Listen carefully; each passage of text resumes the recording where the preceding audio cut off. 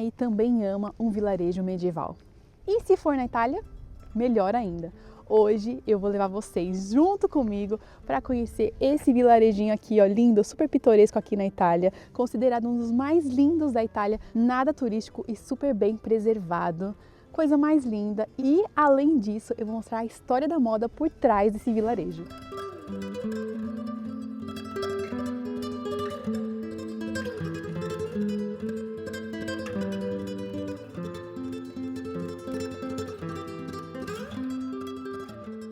E é com essa cena poética de uma senhora de seus 80 anos, cheia de estilo, que eu começo este vídeo pelas ruas do pacato e poético vilarejo de Civitella del Tronto. Aqui parece que o tempo não passou, ou talvez tenha aprendido a caminhar mais devagar. As pedras das ruas guardam histórias sussurradas por séculos. Os muros respiram memória e cada passo ecoa uma vida vivida com calma e profundidade.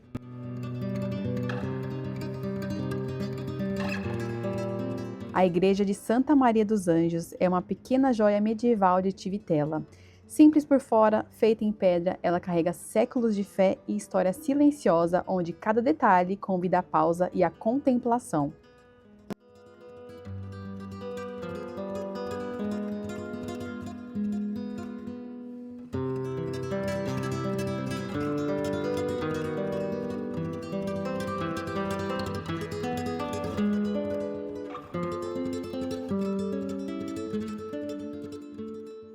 Em lugares como este, a vida nos lembra o essencial: plantar o próprio alimento, respeitar o tempo da terra, viver com menos pressa e mais presença.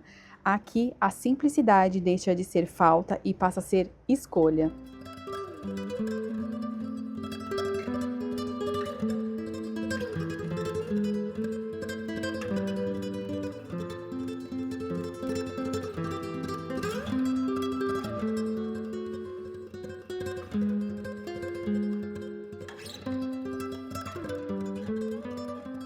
A textura áspera das pedras revela o toque do tempo. As portas, marcadas pelo desgaste dos anos, guardam detalhes simples, madeira antiga e ferragens que parecem carregar segredos.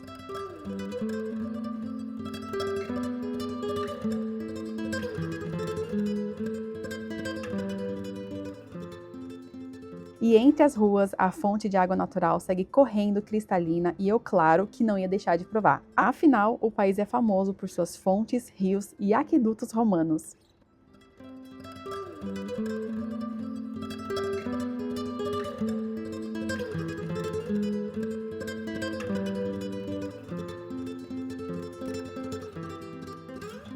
Aqui entro na rua que é considerada a mais estreita da Itália, medindo apenas 40 centímetros no seu menor ponto.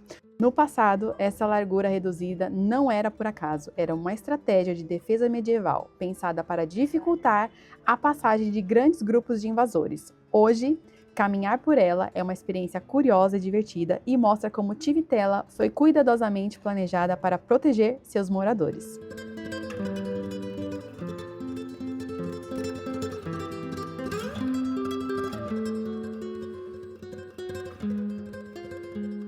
A fortaleza de Civitella é a maior fortaleza espanhola da Itália, construída principalmente no século XVI sobre antigas estruturas medievais para proteger o território e controlar rotas estratégicas.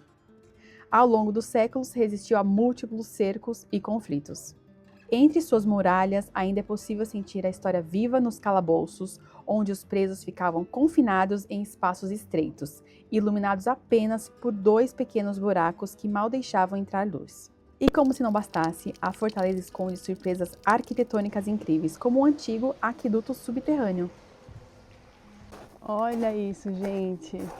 Olha que coisa mais linda! E a gente está bem aqui nessa parte da fortaleza que está super preservada. Olha isso!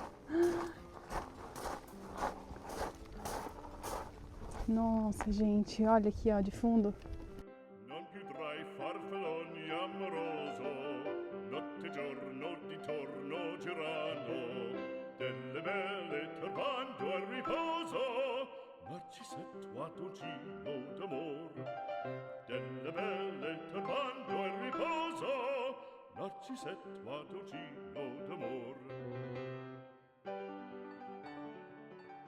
Dentro da fortaleza funciona um museu histórico conhecido como Museu das Armas e dos Mapas Antigos. Nele você pode ver armas, uniformes, documentos e mapas que contam a história militar da fortaleza ao longo dos séculos. Entre os equipamentos militares dos séculos XVIII e XIX, vemos a Fiasca Porta Polini, uma bolsinha usada para transportar pólvora, e a Porta Piombo, para os projéteis de chumbo. Também estão em exibição ombreiras e cintos da cavalaria, peças que protegiam e que eram cuidadosamente moldadas e decoradas. Cada detalhe, do tecido ao metal, equilibrava praticidade e prestígio. Entre os itens mais icônicos está o chapéu com pena e brasão, usado por um oficial. Mais do que um acessório, ele era um símbolo de autoridade, posição e elegância militar. Agora entramos em uma sala dedicada às armas e uniformes. Entre eles, destaca um uniforme diplomático, elegante e cuidadosamente confeccionado. O chapéu bicórnio, com seu formato curioso e marcante, chama atenção imediatamente. Os bordados nos punhos e na gola revelam riqueza de detalhes e a importância do protocolo na época, enquanto os botões, trabalhados com precisão, não eram apenas funcionais, mas também símbolos de prestígio e identidade. Aqui percebemos que a moda militar não era apenas sobre proteção ou disciplina, era também uma linguagem visual de poder, status e tradição, refletida em cada detalhe do uniforme.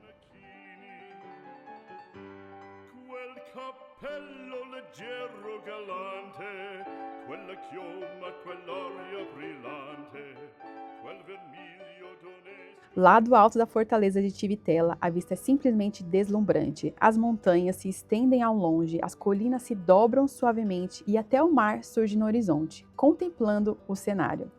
Todo o charme da região de Abruzzo se revela em cada detalhe, lembrando que cada pedra da fortaleza vigia séculos de memórias, enquanto a paisagem ao redor mantém sua beleza serena e intocada. E olha isso, gente, mais um arco-íris, na verdade não, dois, um aqui e um aqui.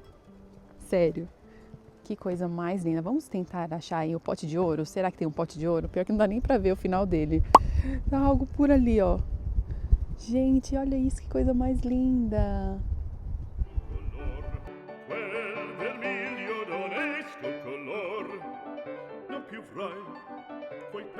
Olha que interessante, até as construções eles têm uma preocupação com a estética e eles colocam um tapume que na verdade é um desenho, tá vendo? Ó?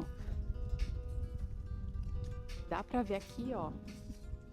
Então é um pano com um desenho, enquanto eles reestruturam, né, fazem a obra, eles têm essa preocupação. Eu acho tão maravilhoso isso. Ó, o vilarejo é assim, ó, aqui é o vilarejo, a gente tá por aqui assim agora, e aqui fica a fortaleza, que é a maior fortaleza da Itália.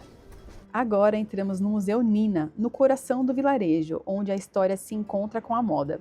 Roupas, bordados e acessórios mostram como o vestuário refletia estilo, status e tradições do povo de Tivitella ao longo dos séculos. Aqui vemos alguns documentos antigos e fotos de pessoas que viveram aqui no vilarejo. Entre os objetos, um óculos antigo, delicado e cuidadosamente preservado me chamou a atenção. Ele não é apenas um acessório, mas também um símbolo da vida pessoal e das pequenas histórias cotidianas. Aqui podemos ver alguns modelos de óculos pince-nez, do francês, que significa literalmente apertar o nariz. Eles eram uma alternativa elegante aos óculos tradicionais com hastes laterais. E ao lado, relógios de bolso que surgiram antes dos relógios de pulso. Aqui um frasco de perfume com atomizador, aqueles que tinham uma espécie de bombinha de esguicho, muito comuns no final do século XIX. Aqui vemos a máquina de malharia Dubié, usada antigamente para produzir tecidos artesanalmente em casa. Sobre ela, uma manta verde tecida diretamente pela máquina, mostrando a habilidade e o cuidado do trabalho manual da época. Aqui, um baú com rouparia branca. Parte do enxoval das famílias guardava lençóis, toalhas e roupas íntimas em linho ou algodão, muitas vezes bordados à mão para ocasiões especiais.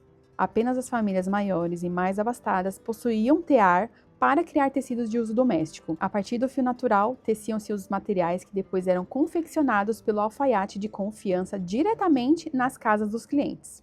E como não se encantar com as antigas máquinas de costura Singer e os ferros de passar, objetos essenciais do cotidiano doméstico usados para confeccionar, ajustar e preservar as roupas.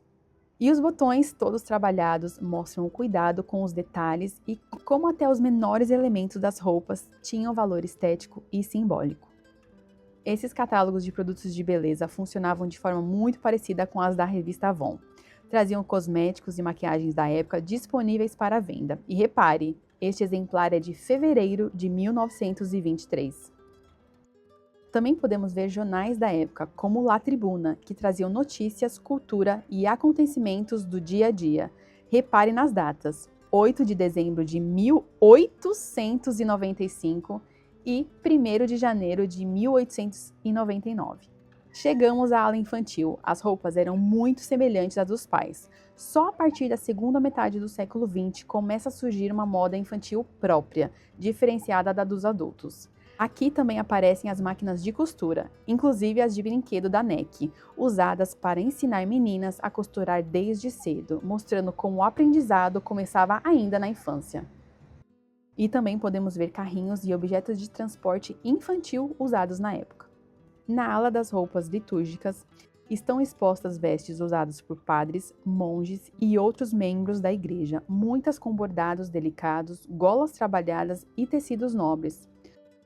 Nesta ala principal podemos ver roupas femininas de diferentes épocas, desde vestidos de dia e roupas de gala até peças mais simples do cotidiano. Cada traje reflete moda, cultura e hábitos das famílias de Tivitella. É fascinante perceber a variedade de tecidos, cortes e cores usados ao longo do tempo, preservando tradição e elegância. Perceba os detalhes das roupas, como bordados delicados, golas trabalhadas e botões finamente decorados, que revelam o cuidado artesanal da época. A cor do vestido de noiva mudava com o tempo. Originalmente, as nobres preferiam o vermelho púrpura, símbolo da realeza, depois passou para ouro. Só no século XX se tornou branco.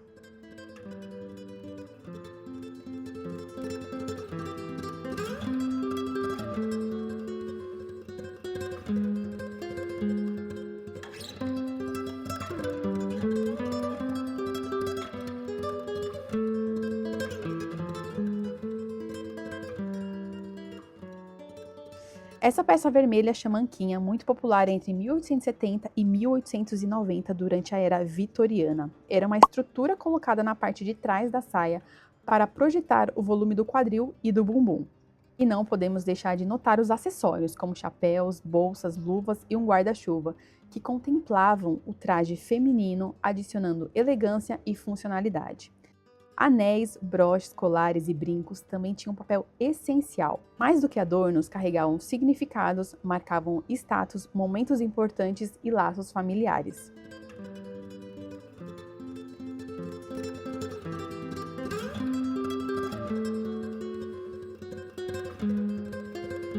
Este vídeo é dedicado aos filhos, netos, bisnetos e tataranetos dos descendentes italianos que deixaram suas terras em busca de uma vida melhor no Brasil.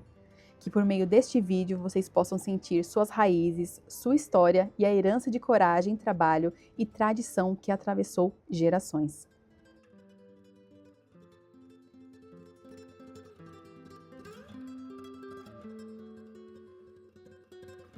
Eu espero que vocês tenham gostado do vídeo de hoje aqui em Tivitella del Tronto e não perca os próximos vídeos. Te vejo no próximo vídeo. Um beijo!